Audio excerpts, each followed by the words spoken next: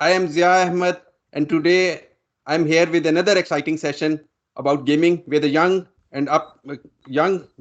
gamer from New Jersey, Sikandar. As we know, gaming started a few decades ago and evolved through a number of innovations. Today, it is not limited to kids; rather, people of all ages are involved in it. So today, we will discuss with Sikandar and see the what a young person thinks about gaming. So, Sikandar, thank you for joining me. How are you? Good, I'm good. Thank you for having me. Thank you. And okay, Sikandar, let us start with a brief introduction. My name is Sikandar Raja. I'm uh, I'm from New Jersey. I just graduated college last year. I work full time now for a data analytics company out in Jersey City, New York region. I go to work full time, and when I'm at home and I have free time, video gaming is my hobby. I like to play video games. I like to compete in video games, and that's pretty much it. Okay, thanks. Yeah. So let us go to, if we talk about gaming, mostly it is stated that the gaming is limited to kids. Mhm. It is suiting to kids. But how you are doing it as a young man? What's your take on it? I mean, a lot of people have the stereotype that when you're younger, you play video games. A lot of kids like to be involved with technology. They go from watching TV to using their phones to playing video games. But I actually studied on video games and the social impact of video games on society, and it's actually wrong. The average age for video games in like the United States is 35. Right. Most gamers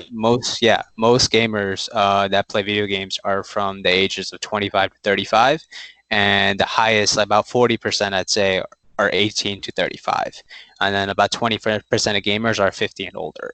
So the stereotype that a lot of young kids play video games is actually wrong. It's Mhm. adults play video games more than any other age group, and that's and I'm in that category of adults that play video games.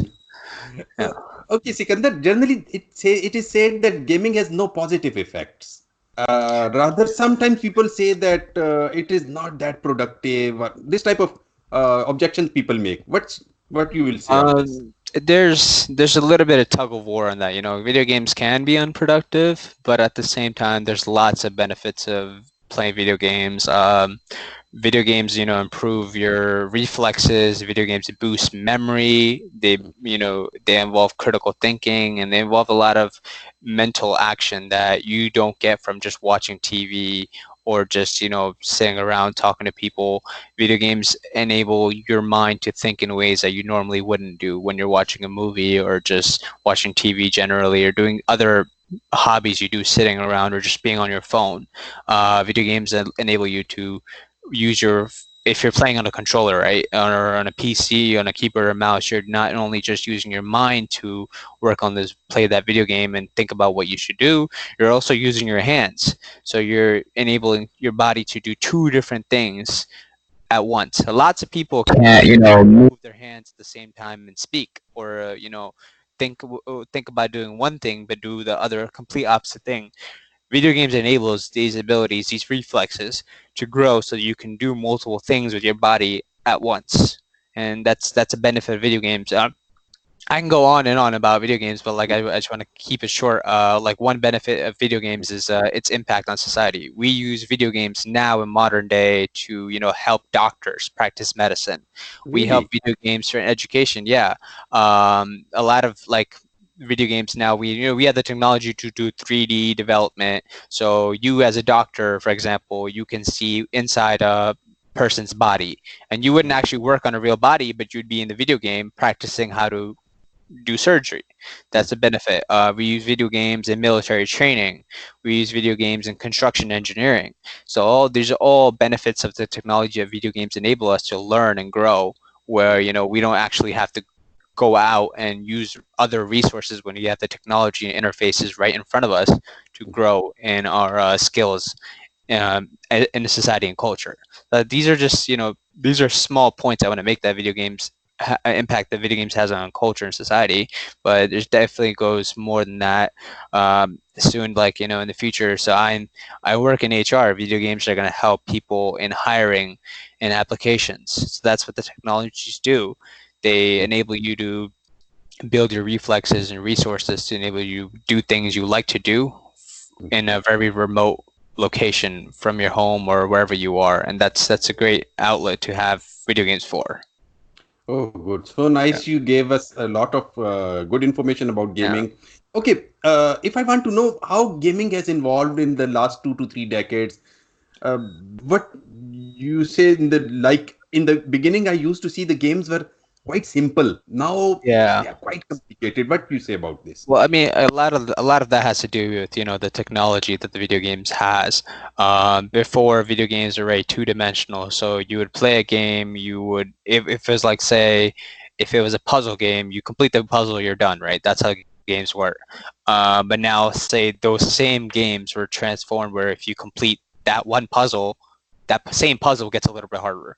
There's more restrictions that are put in the game to make the game a little bit harder for you, and this is how games have grown. And then as technology has grown, we went from games on a single two-dimensional screen to three-dimensional to now even like having like headsets like what I'm wearing right now. You put this headset on, everything you would hear from your TV now you hear from here. So I can Yeah. play the Yeah. game, I can hear everything in this headset while I talk to you as well. So video games evolved where before you would play as a single player on your own, you complete your mission, but now they've become interactive where we can play together. You're over there in Maryland and I'm here in New Jersey, and we can play the same game together doing the same thing. So that connection that has also part of video game growth. So really, video games have developed in a way that they've become more technology oriented and they've become more socially oriented and connect people through technology. And I think that's the biggest thing that video games have done since the beginning, is that they've connected people on a whole new level. And you bottom line is you are connecting with people all around the world, not Yeah. in people in front of you or in your neighborhood. Yeah, right. You have the option to do both, people locally or people internationally. Okay. That's the benefit. Yeah, before, like, video games, when they initially came out, for example, Pac-Man, I would play around, I die, you play around, right? It was never both of us would play at the same time. Yes. Now two people could play Pac-Man at the same time. So that's the ability that video games have grown so much that fundamentally that they can do a lot more than what they could do originally. Yeah, I remember in earlier times there was a game of tennis which two people used to play against each other. That was my first chance when I saw it. It was Atari, I think, as far as I remember, Atari maybe. Yeah, It was a very Atari. simple game. Two people playing tennis against each other. Yeah, Atari developed a lot of the earlier games that came out in the 1970s and 80s. Yeah, definitely. Those were like the earliest games came out in the 70s, and then they became more interactive where two players could play a game. If you move one character on your side and then on the same screen I would move my character on the other side and we would like hit the ball back and forth. Yeah, definitely that's a direction video games has always gone. Rather than just being a one screen, now it's like you can play on multiple screens using your internet. Okay, Sikandar, just if I want to know that when you started gaming and what motivated you to take it that seriously? I started video games in 2000, year 2000. So when I was about 5 years old, yeah, really young age. And my older brothers used to play video games, and it was just something that was new to me, and I was really intrigued by it. So I would always sneak on and play video games when they weren't home because they wouldn't let me play. And then it just became a hobby of mine. I used to play for fun. It was really fun because all my friends at the same age were playing video games, so it was really new to us, and we all got connected playing video games. So like, say this is when internet gaming came out in the early 2000s, 2001, I'd say, yeah. And so we say this is a benefit. Like, so I would play outside with my friends in the neighborhood, and then at night, since we had to be home early, we would just come online in the video game and play together. So we can't play it. Yeah. So or we come over to each other's houses and play video games like that. If it was bad weather and you're bored, you don't have to leave the house because it's unsafe. You just get online at home and play video games. So it became casual for me, and it was really fun playing with my family and my friends, my cousins. But once I realized I am really good at it, I'm naturally really good at playing video games, I wanted to take it to the next level and I want to improve. Unfortunately, like in my teen years, I had to stop playing video games and focus on school and education. But once, whenever I had time, I'd always play video games. And now that I'm done with school, my education, I'm working full time, I put more time playing video games because it's something I really want to do. I want to play it at a high level with like professional athletes. Yeah. So, okay, Sikandar, just I want to know about what are the different tournaments where players can participate and can make some money also? There's all kinds of tournaments. There's tournaments that companies sponsor for video games. There's the developers of the actual game itself. They host video games. Like, for example, this big game called Fortnite. Epic Games is the developer for Fortnite. Fortnite hosts online tournaments that you could play directly from your home. And you compete in that, and then if you win, if you place it, you get money, and they send the money to your house. There's these kinds of tournaments, yeah. And then there's tournaments like, for example, Microsoft, right? Microsoft, it's a sponsor of Fortnite. Oh, I don't know if it's a sponsor of Fortnite, but like Microsoft hosts tournaments for the Fortnite game. So you could go to like your local Best Buy or like the mall, and they have little video game tournaments where people come out, they register, they play on the Microsoft computers, and if they win, they get like gift cards. So I've done that, local tournaments, and then there's bigger tournaments where you put in a little money, like an entry fee, and then if you win, you take home the prize pool. And just networking in video games is what really drives tournaments. So you participated in any such tournament so far? Yeah, I've participated in a local tournament at a mall nearby my house. I've participated online in one of the games I play competitively. The developers of the game, they host that video games very frequently, whether weekly, monthly, or a few times a year, and they have the World Cup as well. So I've played in those as well. And then recently, I participated in a tournament where a gaming company partnered with the biggest mall in America to host a tournament, and then the top 64 contestants got flown out to Las Vegas to compete in the grand finals. Yeah, so that was the most recent biggest tournament I've competed in. Yeah. So in these tournaments, players can compete alone, and they can make a team with someone also. Is it?